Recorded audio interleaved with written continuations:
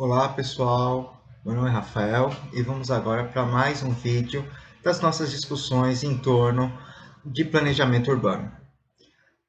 Nas últimas apresentações eu contextualizei um pouco do que era o planejamento, da importância do planejamento, dei um pouco de radiografia sobre a evolução do planejamento, como é que ela veio desde aquela questão da Revolução Industrial, lá na Europa, na França, né, o Plano Haussmann, bastante famoso, como é que ele chegou aqui no Brasil, naquela ideia de misto, de embelezamento, com a questão higienista, né, a forte questão higienista que tinha por trás dele, né, até chegar aos planos mais modernos, planos modernistas, né, Brasília como o maior ápice da arquitetura moderna, né, da arquitetura do urbanismo modernista, né, e com isso associado às críticas que veio por trás desse modelo de planejamento. Ou seja, houve um paralelo ali. Enquanto Brasília estava sendo construída, já se haviam críticas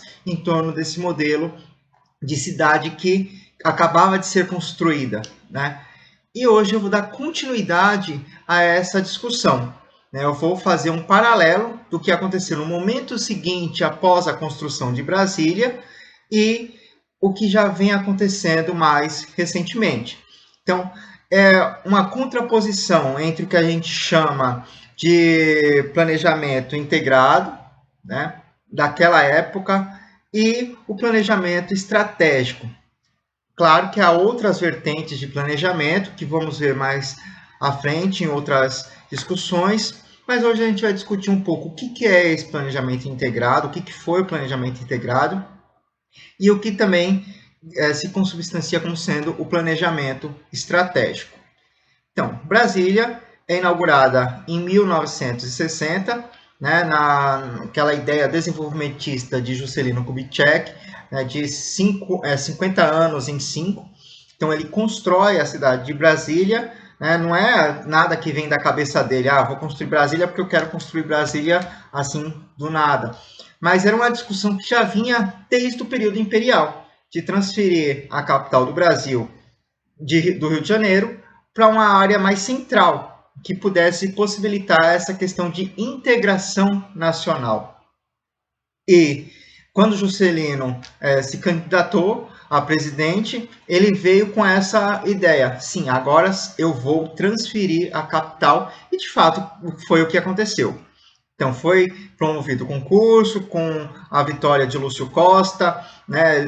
Juscelino chamou Oscar Niemeyer para elaborar os prédios dentro desse plano urbanístico, né, que vencido por Lúcio Costa, e Brasília é inaugurada em 1960, mais precisamente no dia 21 de abril daquele ano. Com os anos seguintes, né, a vitória do presidente João Goulart e as ideias de reformas de base. Então, a questão do regime militar, ela ainda vem já dessa questão. O que acontecia nesse momento, logo após a saída de Juscelino. Então, ainda houve alguns presidentes nesse momento, né, Jânio Quadros, e logo em seguida, João Goulart, com a ideia de reformas de base. O que seriam essas reformas de base? Eram as ideias das reformas estruturantes do país. Né? A reforma agrária, de um lado, né, a promoção da distribuição de terras, e do outro, a questão da reforma urbana. Né? A gente, às vezes, não discute muito a questão da reforma urbana, né? Só fica mais em voga a questão de fato da reforma agrária, que é essa distribuição de terras feitas no país. Mas a questão da reforma urbana, ela é um pouco esquecida. E dentro dessa questão, o mundo vivia o cenário de Guerra Fria, aquela disputa entre Estados Unidos e União Soviética, pós Segunda Guerra Mundial. De um lado, o primeiro mundo, a economia capitalista, capitaneada pelos Estados Unidos, e do outro lado, a economia socialista, capitaneada pela União Soviética. né, que hoje é a Rússia, né, se desmembrou como a Rússia e alguns outros países lá entre a Ásia e a Europa Oriental.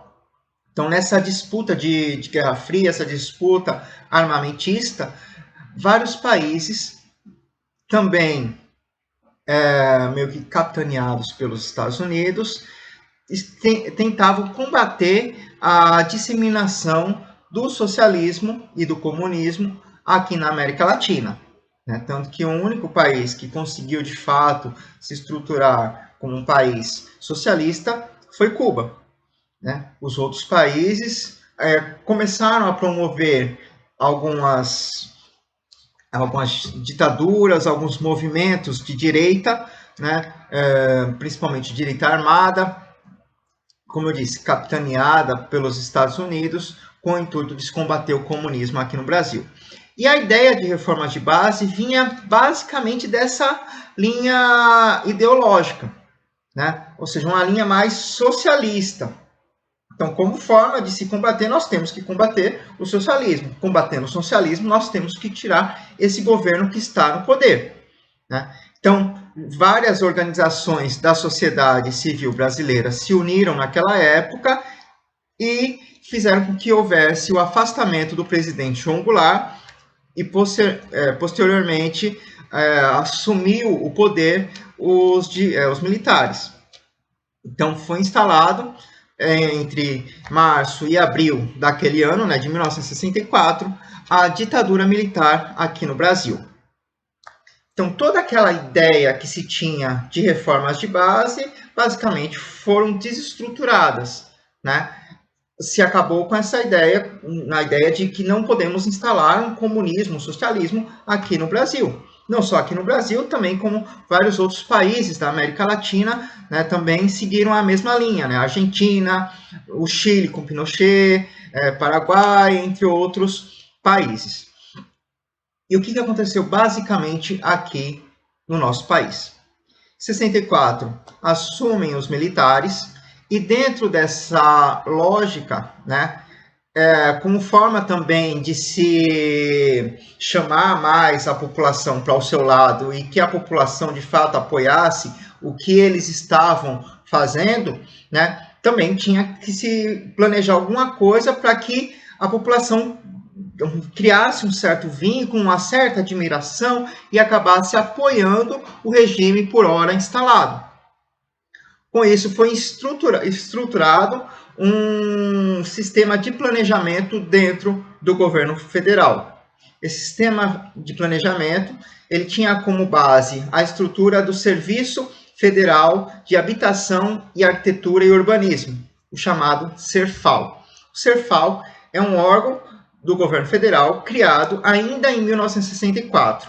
Junto com o CERFAL, foi criada toda uma estrutura que visava também a questão da promoção da habitação urbana, da habitação popular para a população.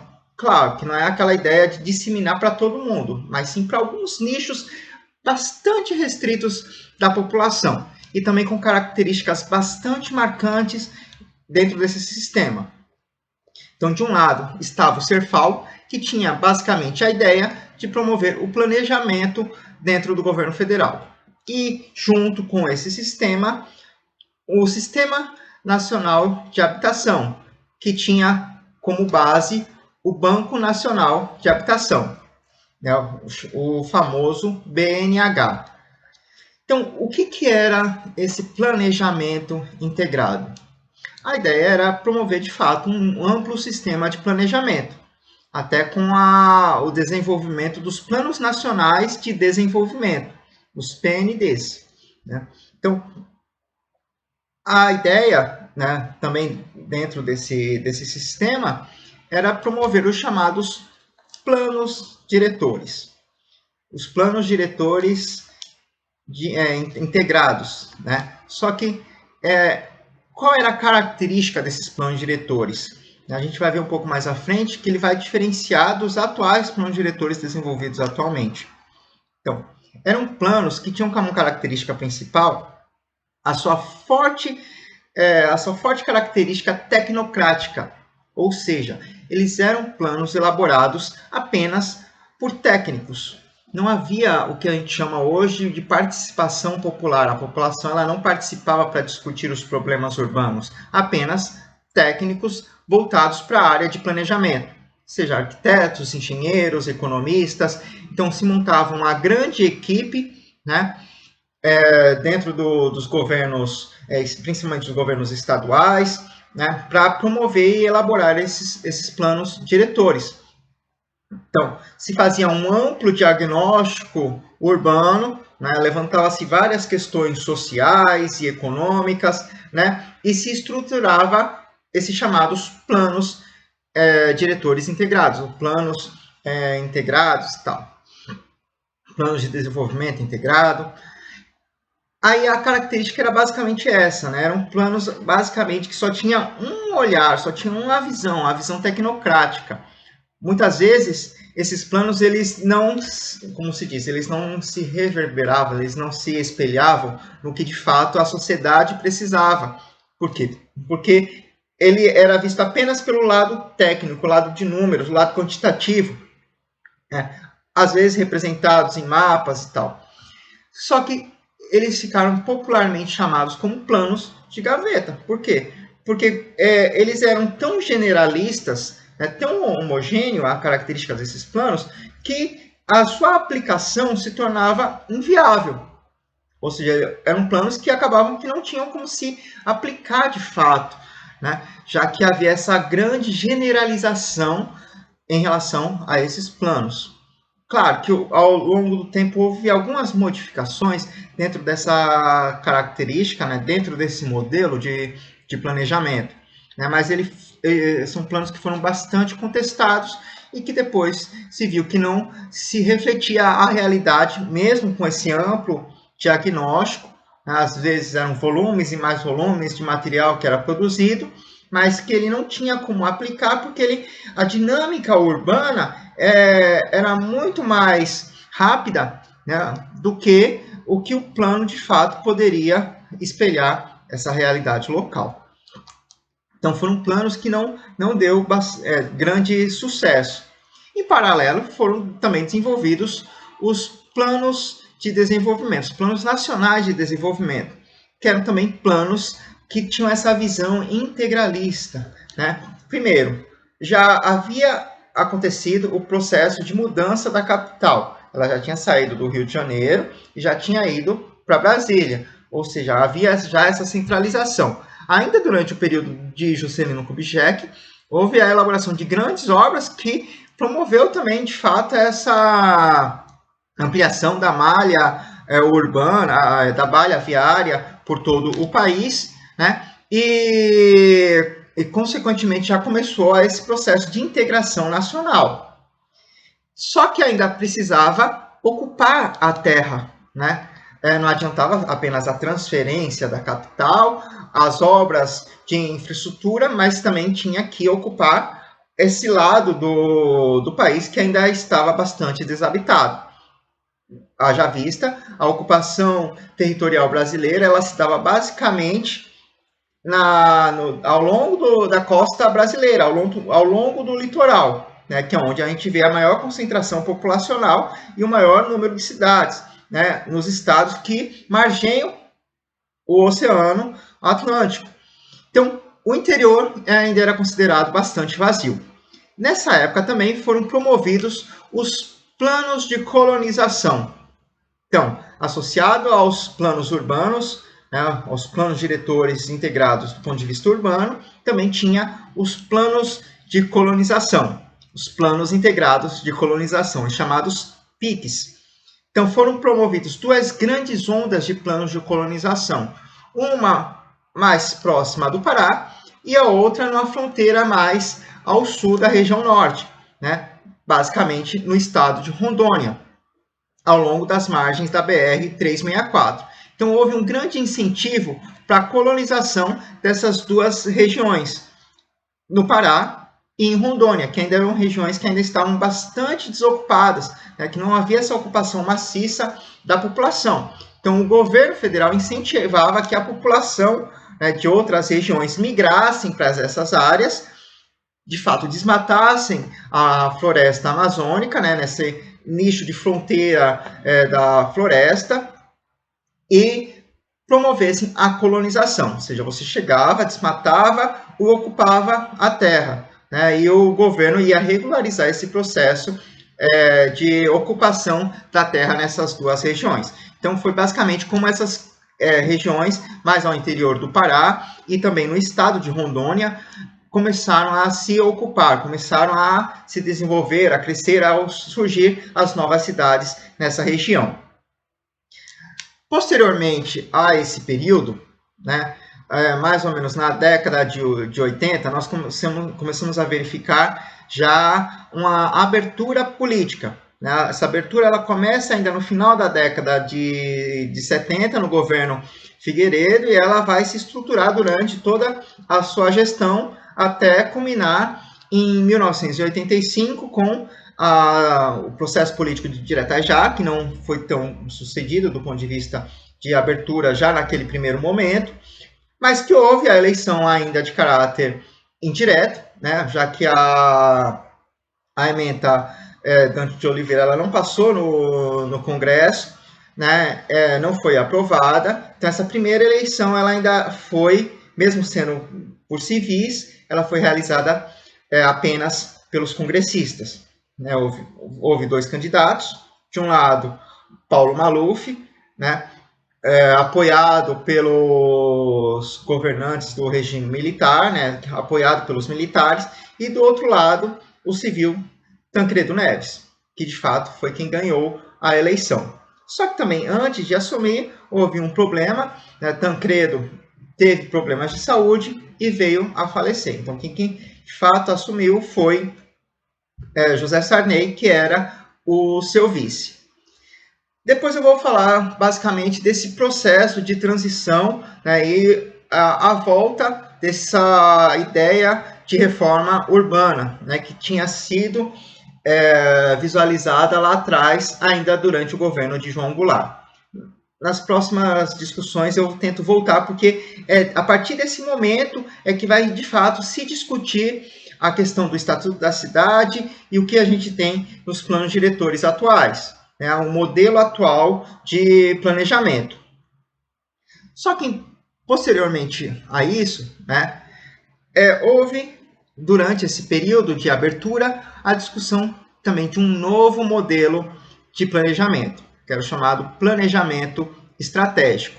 Então, saía daquela ideia de planejamento mais globalizante, né, mais integrador, que de fato não deu certo, que de fato ele não foi aplicado, as cidades começaram a crescer e os problemas urbanos começaram a se avolumar, né, ele não conseguiu resolver o problema, muito pelo contrário. E quando houve esse momento de reforma e de abertura política, aí sim, começou a se discutir os novos modelos, entre eles o planejamento estratégico. O que é o planejamento estratégico e como é que ele se reflete do ponto de vista urbano? Ele tem aquela ideia vinda da área da administração, a ideia de se focalizar em estratégias específicas, né, e tentar investir nessas estratégias, com a ideia de que essas estratégias elas pudessem se refletir e se espalhar para as demais áreas do tecido urbano, promovendo a questão do desenvolvimento e do crescimento econômico e social, né, da área onde ele está sendo implantado. Então, ele inicialmente foi discutido e foi, de fato, bastante difundido na Europa e nos Estados Unidos. Na Europa, principalmente pela Margaret Thatcher, primeira-ministra da Inglaterra, e nos Estados Unidos, pelo governo do Ronald Reagan. Então, houve essas duas discussões, do ponto de vista mais global, da implantação do chamado planejamento estratégico.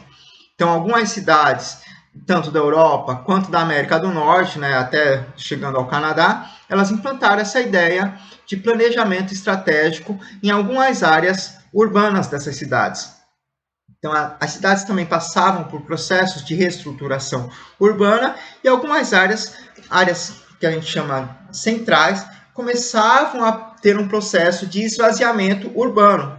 E eram áreas que já estavam consolidadas e precisavam ter uma infraestrutura, já tinha toda a sua infraestrutura ali, elas precisavam ser revitalizadas, né? Ou seja, precisava voltar a ter vida. Então, o que fazer para que essas áreas tivessem vida? Era montado um amplo plano, né, com esse caráter econômico, um caráter de atração de novos investimentos que iriam focalizar nessas áreas específicas da cidade. Geralmente eram áreas portuárias, né, devido à reformulação do sistema portuário internacional. Essas áreas começaram a ser desvalorizadas, começaram a ser esvaziadas, só que, como eu disse, eram áreas que já tinham toda uma infraestrutura instalada, toda a rede de água, de esgoto, de saneamento, de sistemas viários, de meios de transporte, eram áreas bem localizadas, às vezes dentro do centro das cidades. Então, o que fazer para que essas áreas voltem a ter vida? É aí que entra, de fato, a questão do planejamento estratégico. Nós vamos colocar investimentos, né, mudar a estrutura daquela área, do ponto de vista urbano, com novos investimentos de caráter econômico e social, para atrair novos investidores também, né? Ou seja, atrair empresários que queiram, de fato, participar dessa nova onda de planejamento. Então, primeiramente, isso aconteceu lá fora, né, como eu disse, na Europa e nos Estados Unidos, e chega no Brasil. Como é que ela vai chegar aqui no Brasil?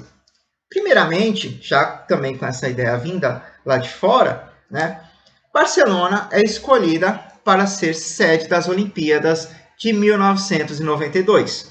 Então, a cidade de Barcelona, na Espanha, ela precisava passar por uma reestruturação porque ela ia receber as Olimpíadas.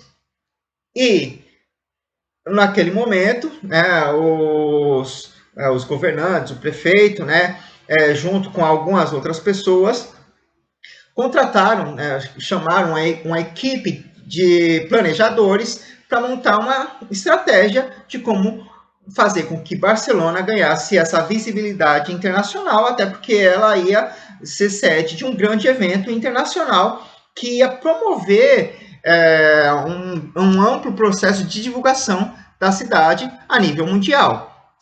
E ela precisava passar por uma ampla estruturação urbana, atraindo novos investimentos. Então é aí que entra, né, alguns importantes planejadores, alguns importantes arquitetos urbanistas que vão focar em como é que a cidade ela pode se desenvolver.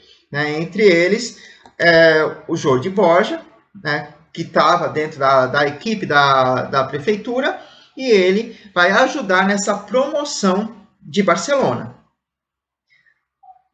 Barcelona, ela se estrutura, ela passa por um amplo processo de reforma urbana, com ampliação de avenidas, com criação de novas áreas de investimento para empresas, né, novas áreas empresariais, novas áreas habitacionais, além da construção dos equipamentos esportivos, né, para receber as Olimpíadas. Então, ela, de fato, passa por esse amplo processo de estruturação urbana, né?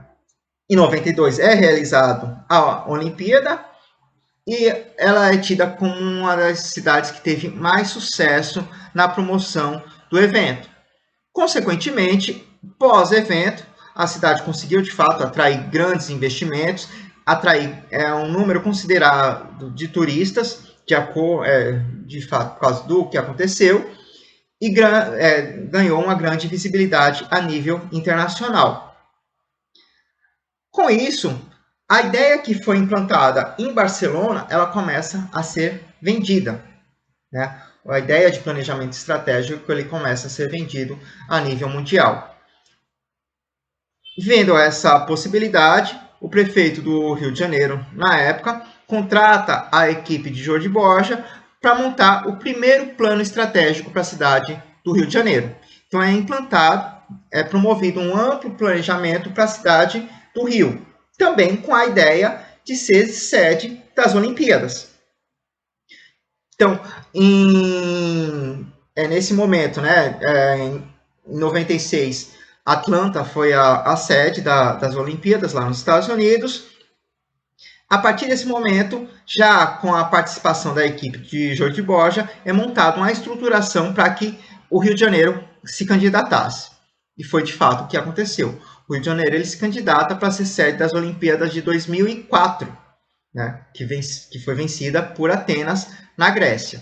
Né? Então, houve um amplo processo de planejamento que visava, de fato, a essa reestruturação da cidade do Rio de Janeiro. Então, de um lado, estavam prefeitos como Paulo Conde e César Maia, né, na promoção do planejamento estratégico da cidade do Rio de Janeiro, e do outro lado, outra cidade também se viu interessada na ideia de promover o desenvolvimento da sua cidade. Então, a cidade de São Paulo também começa a estruturar novas ideias de planejamento, entre elas as chamadas operações urbanas consorciadas, né, que também tinha essa focalização no planejamento estratégico. Né? Então, durante as gestões de Paulo Maluf e Celso Pitta, a cidade começa a se estruturar para a promoção de operações urbanas. Ou seja, o que se daria essa questão da operação urbana e do planejamento urbano estratégico, ou empreendedorismo urbano também, como ele é chamado? É desenvolver alguma área da cidade do ponto de vista principalmente econômico, né, a atração de novos investimentos, com atração de empresas para aquela área, e que essa ideia de desenvolvimento naquela área, ela pudesse se expandir, né, o processo de desenvolvimento ele se expandisse para a cidade. Claro que, de fato, isso não ocorre nessa precisão. Né? Não é eu investindo apenas num ponto da cidade que ele vai se espalhar para toda a cidade. Né? Eu vou, de fato, vou atrair investimentos, vou atrair geração de emprego, de renda, né? Vou dinamizar uma nova área que às vezes estava degradada, né? Até mesmo com outros equipamentos, não apenas do ponto de vista econômico, mas também com equipamentos de cunho social, cultural, né? Para atrair uma nova movimentação naquela área de estudos, né? Onde vai ser, de fato, a intervenção. Então, começam a se estruturar as primeiras operações urbanas na cidade de São Paulo. Então, ao longo desse processo, várias outras cidades também começaram a implantar suas chamadas operações urbanas, né? Até mesmo a própria cidade do Rio de Janeiro, que passou por uma segunda leva de planejamento estratégico. Né? Então, depois desse primeiro planejamento que ocorreu ainda na década de 90, ela passa por uma nova leva de planejamento, onde esse planejamento inicial ele é reformulado. E aí sim, é se visualizado degrau a degrau até chegar no ponto máximo, que aí sim seria a atração da Olimpíada novamente para a cidade do Rio de Janeiro, que foi o que aconteceu. Então, primeiramente, a cidade ela foi sede dos Jogos Pan-Americanos em 2007, né? E com a grande visibilidade que foi dada à cidade, né? A nova estrutura que foi implantada para os Jogos Pan-Americanos, ela se viu estruturada, né? Também baseado nesse novo planejamento, para ser sede das Olimpíadas de 2016. Então, 2007 foi os Jogos Pan-Americanos. Ela passa mais ou menos um ano e meio se estruturando. Em 2009 é feita a candidatura e ela vence, né, junto com outras cidades que também disputaram, como Tóquio, Los Angeles, né, e acabou sendo eleita naquele momento para ser a sede dos Jogos Olímpicos de 2016. Então, o que aconteceu também entre 2009 e 2016 foi a implantação do que tinha sido planejado, associado também com aquela ideia de operação urbana que já estava estruturada e já estava institucionalizada através do Estatuto da Cidade. Então, foi criada uma operação urbana chamada Operação Urbana Porto Maravilha, e essa operação urbana ela ia revitalizar a área portuária da cidade do Rio de Janeiro, que era uma área que estava entrando em processo de degradação urbana. Então, nessa área, houve primeiramente a demolição de viadutos, né, a construção de museu, como o Museu da Manhã, né, a implantação de uma nova estrutura viária, com a implantação de VLT, revitalização de galpões, revitalização de toda a área viária no centro da cidade, implantação de outros museus, né, na própria Praça Mauá, ali onde está o Museu da Manhã. Então, houve uma grande estruturação na área central do Rio de Janeiro, justamente para ser sede das Olimpíadas de 2016, como de fato ocorreu.